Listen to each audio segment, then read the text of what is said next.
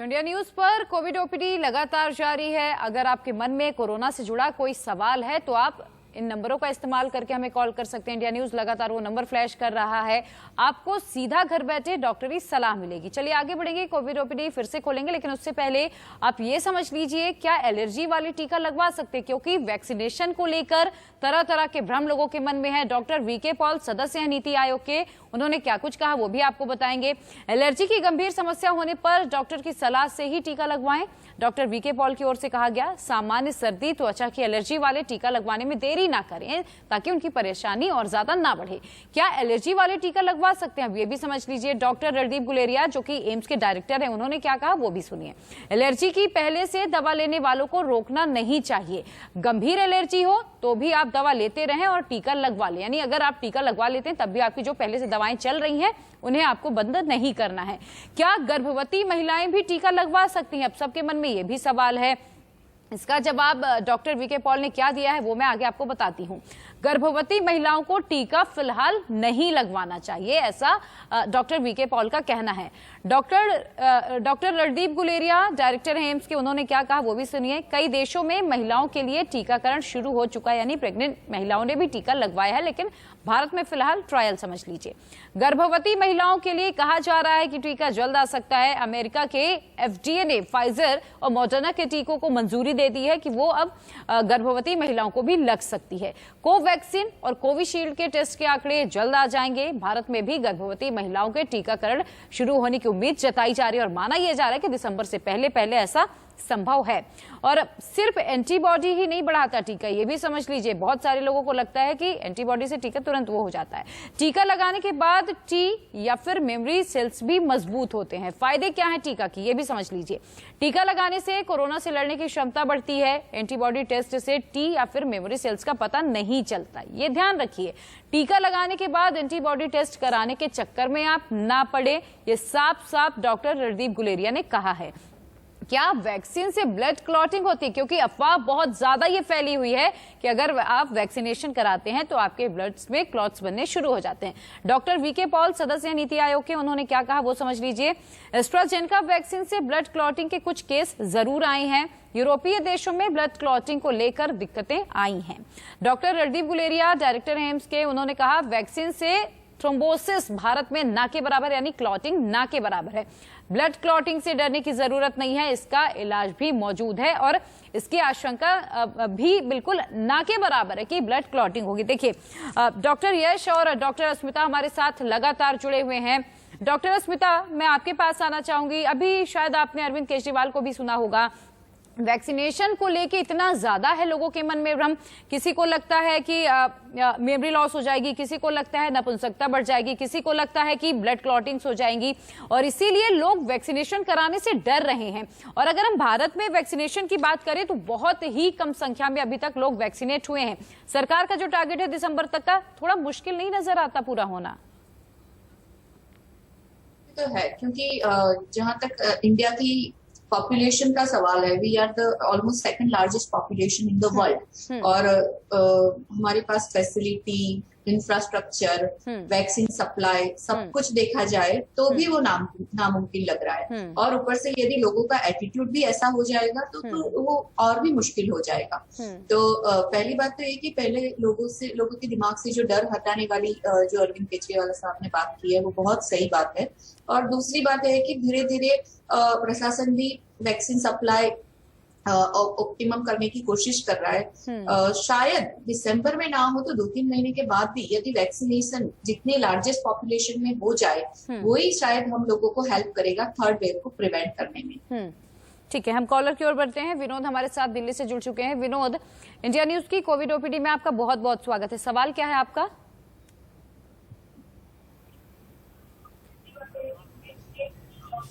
विनोद, आपकी आवाज मुझ तक नहीं पहुंच पा रही है।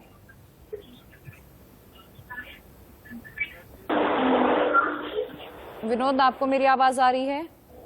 हेलो जी विनोद, आपका सवाल क्या है? हेलो विनोद, आप मुझे सुन पा रहे हैं? हाँ, विनोद कुमार। जी विनोद, बताएं आपका सवाल क्या है? दिल्ली से।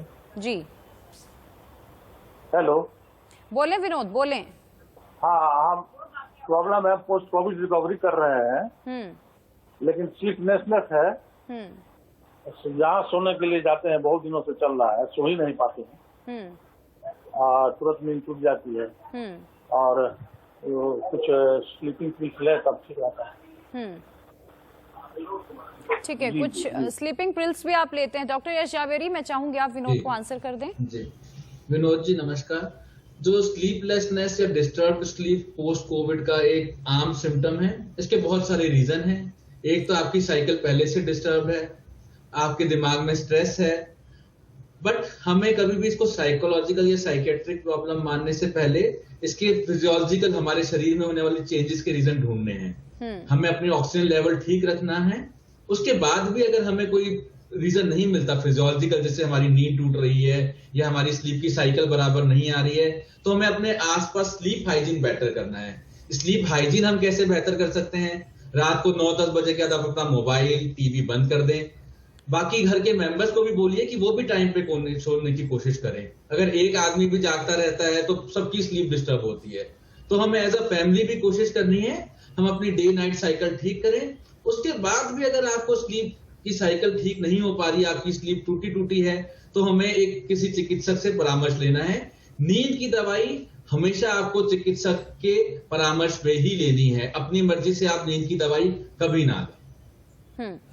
विनोद, उम्मीद करते हैं कि आपको आपका जवाब मिल गया होगा। डॉक्टर यश, मैं आपसे ही सवाल लेना चाहूंगी।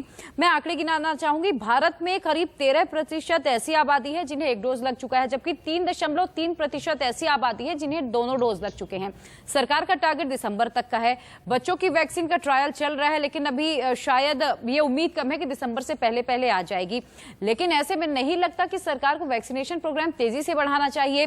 कल भी मैंने जिक्र किया था सीरो सर्वे का। उत्तर प्रदेश में चल रहा है कि जहां पर लोगों में एंटीबॉडीज चेक की जा रही है, जहां पर समस्या ज्यादा है, सबसे पहले उन जिलों में वैक्सीनेशन चलाया जाएगा। तो क्या ऐसी ये जो कार्यक्रम उत्तर प्रदेश की सरकार ने शुरू किया, इसे देश के अलग अलग हिस्सों में चलाने की जरूरत है?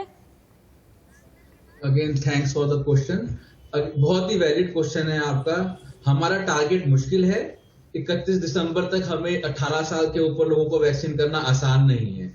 इसको हम कैसे तेज कर सकते हैं? सबसे पहले हमें अवेयरनेस बढ़ानी है, अवेलेबिलिटी बढ़ानी है। हम जब भी वैक्सीन के कैंपेन मोड की बात करते हैं, वॉर मोड की बात करते हैं, हम 6 A's की बात करते हैं। अवेलेबिलिटी, वैक्सीन अवेलेबल है कि नहीं। एडमिनिस्ट्रेटेबिलिटी, मतलब उसको देने वाले सेंटर, लोगों में उसकी एक्सेसिबिलिटी कैसी है, एक्सेप्टेबिलिटी कैसी है।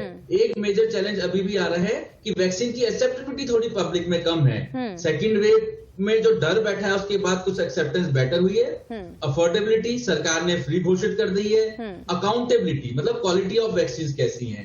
अभी जो सबसे बड़ा चैलेंज हमारे पास है एक्सेप्टेबिलिटी और एक्सेसिबिलिटी, लोगों तक पहुंच रही है कि नहीं पहुंच रही है। हमारे 18 साल के ऊपर तो वैक्सीनेट करना ही करना है, बट साथ में जो हाई रिस्क ग्रुप हम हमेशा बात करते हैं, frontline workers, media workers, teachers, health care providers, इनके लिए हमें कैंपेन मोड से भी तेजी से वैक्सीनेट करना है, क्योंकि इन पे रिस्क बहुत ज्यादा है। जैसा आपने बोला यूपी में किया गया सीरो सर्वेलेंस में दिखाया गया, जिन लोगों को वैक्सीन मिली है, KGMC की एक स्टडी है, उनमें एंटीबॉडीज की मात्रा ज्यादा है, उनमें प्रोटेक्शन ज्यादा है। तो हमें ये भी याद रखना है, चाहे हमें कोविड हो गया है तब भी हमें वैक्सीन लेनी ही लेनी है। हमें हर रिस्क ग्रुप को आइडेंटिफाई करके उन तक तेजी से वैक्सीन पहुंचानी। ठीक है डॉक्टर यश, मैं वापस आपके पास आऊंगी। फिलहाल अनीता हमारी कॉलर दिल्ली से जुड़ चुकी हैं। अनीता, इंडिया न्यूज की कोविड ओपीडी में आपका बहुत बहुत स्वागत है। सवाल क्या है अनीता आपका? मैडम ऐसा है, मैं वैक्सीन लगवाई थी 2 महीने पहले। हेलो जी अनीता बोलें। मैडम मैंने वैक्सीन ली थी 2 महीने पहले। मेरे को 20-25 दिन इतना बुखार आया, उल्टी भी हुई, मैं इतनी बीमार हो गई कि बहुत दवाइयाँ ली। हम गरीब आदमी हैं, अब डॉक्टर से दिखा नहीं पा रहे। अभी मेरी इतनी कंडीशन खराब है कि मैं 4 पाई से उठ नहीं पा रही, तो क्या करना चाहिए? ठीक है डॉक्टर अस्मिता, मैं चाहूंगी आप इन्हें जवाब दे दें। और ऐसी समस्या सिर्फ अनीता को ही नहीं, बहुत सारे लोगों को हो रही है। वैक्सीन के बाद 10, 15 और 20 दिन तक बुखार आना और उल्टी करना, और ये बहुत ही एबनॉर्मल रिएक्शन है। और यदि ऐसा होता है तो वो तो रिपोर्ट करना चाहिए, क्योंकि नॉर्मली वैक्सीन इंड्यूस जो फीवर या जो इम्यून रिस्पॉन्स होता है उससे 2 दिन या 3 दिन तक लगातार बुखार आता है, और वो भी इतना कंट्रोलेबल होता है कि आप पैरासीटामोल से काम चला लग सकते हो। 90% और I would say rather than 95, more than 95% people को लोगों को ये परेशानी नहीं होती है। यदि उनको, अनीता जी को इतना कुछ दिक्कत आई है तो उनको एक्चुअली चेक करना चाहिए था कि वो, किसी लोगों को ऐसे भी हुआ है कि कोविड वैक्सीन लेने के बाद इमीडिएटली उनको इन्फेक्शन हो गया, या फिर जब लिया तभी उनको इन्फेक्शन हुआ था, और इसीलिए उनको इतना बड़ा रिएक्शन लगा होगा। बाकी मुझे नहीं लगता है कि कोविड वैक्सीन की वजह से उनकी इतनी खराब हालत हो सकती है। ऐसे बहुत जानने में आया है कि सेकंड डोज या फर्स्ट डोज लेने के इमीडिएटली बाद, मेरे परिचय में भी बहुत सारे लोग हैं कि वैक्सीन लेने के 2 दिन के बाद फीवर आया, 5 दिन तक फीवर लगातार रहा, तब हमने उन लोगों का कोविड RT-PCR कराया था और वो लोग एक्चुअली पॉजिटिव पाए गए थे। तो जिन लोगों को 5 दिनों के बाद भी फीवर आता है, एक्चुअली उनको डॉक्टर के पास जाके चेक करना चाहिए कि कोई और प्रॉब्लम तो नहीं है।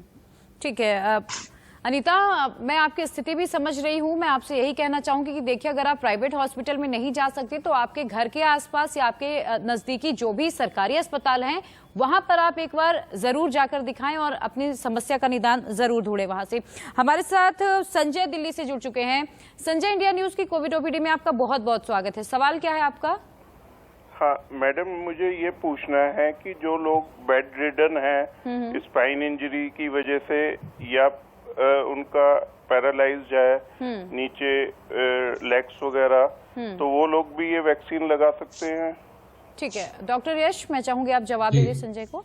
जी संजय जी, जिस भी रीजन से वो पैरालाइज हैं, बेड बाउंड हैं, वैक्सीन लगाने में कोई खतरा नहीं है। इनफैक्ट जो लोग बेड बाउंड हैं या घर में हैं वेरियस रीजन से, और वो हाई रिस्क ग्रुप में आते हैं क्योंकि वो बीमार हैं, उनकी इम्यूनिटी भी कमजोर हो सकती है, तो उन्हें वैक्सीन लगाना बहुत जरूरी है और वो कोई एक्सक्लूजन क्राइटेरिया में नहीं आता। आप जल्द से जल्द उन्हें वैक्सीनेट कराएं। ठीक है संजय, उम्मीद करते हैं कि आपको जवाब मिल गया होगा। डॉक्टर अस्मिता, चूंकि बहुत सारे लोगों का मानना ये है कि अगर आप वैक्सीनेट होते हैं, आप वैक्सीनेशन कराते हो तो ब्लड क्लॉटिंग्स की समस्या आती है, तो ऐसा कितने % केसेस में होता है? As per European country data, it was less than 2.5% if I am not incorrect. And मुझे नहीं लगता है कि इंडिया में से कोई डेटा अवेलेबल है, पर जहां से डेटा अवेलेबल है एस्ट्राजेनेका वैक्सीन का, what is proven is it is less than 2%. It is not more than 2%. क्योंकि इंडिया में पॉपुलेशन इतना ज्यादा है और जब कुछ रिएक्शन आता है, जब कुछ नेगेटिव रिस्पॉन्स आता है तो वो ज्यादा जल्दी से फैलता है। इसीलिए हमें लगता है कि वो कितने सारे लोगों को ये प्रॉब्लम हो गया। बाकी इंडिया में से अभी तक मुझे नहीं लगता है कि हमारे पास कोई वैलिड डेटा अवेलेबल है। या there is a risk, but it is European country data. और इसीलिए देखिए, डॉक्टर्स भी आपसे अपील कर रहे हैं, आप दर्शकों से हम भी अपील करें कि वैक्सीनेशन जरूर लगवाएं, क्योंकि ये आपको एक हथियार मिल रहा है कोरोना से लड़ने के लिए।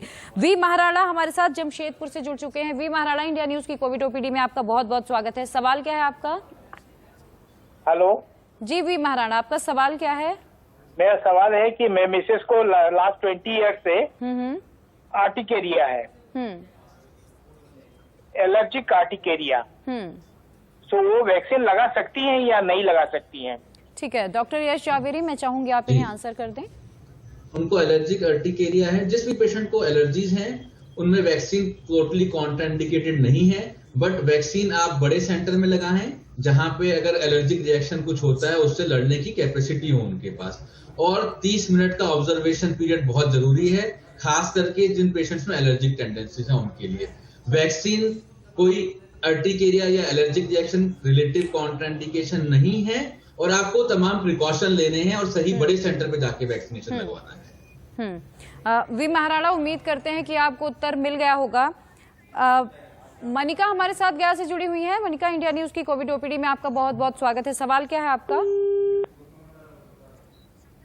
अब चलिए फिर से जुड़ने की कोशिश करेंगे। डॉक्टर यश, मैं आपसे ये समझना चाहती हूँ कि जिन लोगों को गंभीर कोई समस्या है, जैसे कि अभी वी महाराणा का भी सवाल था, जो लोग एलर्जिक प्रॉब्लम से जूझ रहे हैं या उन्हें कोई दूसरी समस्या है, तो क्या ऐसे लोगों के लिए वैक्सीनेशन पूरी तरह से सेफ है? क्या ऐसे लोगों को जब वो वैक्सीनेशन कराने जाते तो कम से कम उसके बाद अगर बुखार या दूसरी कोई समस्या होती तो डॉक्टरी सलाह लेने की जरूरत है? वैक्सीन से जो होने वाली एलर्जी है वो जनरली इमीडिएट होती है। इमीडिएट एलर्जी का मतलब है जैसे ही आपने इंजेक्शन लगाया आपको सांस फूल गई या चकते पड़ गए या ब्लड प्रेशर कम हो गया, एनाफिलैक्सिस जो हम कहते हैं। इसका रेट बहुत कम है जो इंडियन वैक्सीन हैं अभी तक, पर ऑर्गेनाइज करना चाहते हैं, इसलिए 30 मिनट का ऑब्जर्वेशन पीरियड बहुत जरूरी है। कुछ माइनर एलर्जी करने की कोई जरूरत नहीं है, पर अगर आपको किसी वैक्सीन के कंपोनेंट से पहले एलर्जी रही हुई है या आपने पहले कभी वैक्सीन लगवाई तब आपको एलर्जी हो गई है, वो एक रिस्क ग्रुप है, उसमें हमेशा आपको डॉक्टरी सलाह के बाद वैक्सीन लगी है। एवरेज एलर्जी, कॉमन एलर्जी जो पेशेंट को है, आप डिसेंट सेंटर में जाएं, बहुत छोटे सेंटर में ना जाएं। डॉक्टर यश, आपके ऑडियो पे कुछ प्रॉब्लम है, मैं कॉलर की ओर बढ़ूंगी। अरविंद हमारे साथ लखनऊ से जुड़े हुए हैं। अरविंद, इंडिया न्यूज की कोविड ओपीडी में आपका बहुत बहुत स्वागत है। सवाल क्या है आपका अरविंद? मैडम 1 महीने पहले मुझे बुखार आया था, तो अब तो मैं बिल्कुल ठीक हूँ। मैडम मैं वैक्सीन ले सकता हूँ? ठीक है डॉक्टर अस्मिता, मैं चाहूंगी आप इन्हें उत्तर दे दें। एक्चुअली यदि उनको साधारण बुखार या साधारण फीवर आया था तो वो ले सकते हैं, पर जबकि जहां तक मेरा मानना है कि अभी कोई भी फीवर है वो 90% कोविड है, यदि आपने प्रूव नहीं किया, that is what is happening. तो मेरा ये मानना है कि यदि 1 महीने पहले बुखार आया था तो वो 2 महीने तक वेट करके उसके बाद वैक्सीन लगाए, क्योंकि हम एज्यूम करते कि वो शायद कोविड फीवर ही था, माइल्ड कोविड था या जो भी था। 3 महीने के बाद, टोटल 1 महीना उन्होंने वेट किया है, 2 महीने के बाद वो वैक्सीन लगा सकते हैं। अरविंद, उम्मीद करते हैं कि आपको आपका जवाब मिल गया होगा। डॉक्टर अस्मिता और डॉक्टर यश जावेरी हमारे साथ लगातार बने हुए हैं। इंडिया न्यूज पर कोविड ओपीडी भी लगातार जारी है। फिलहाल वक्त हो चला हेडलाइंस का।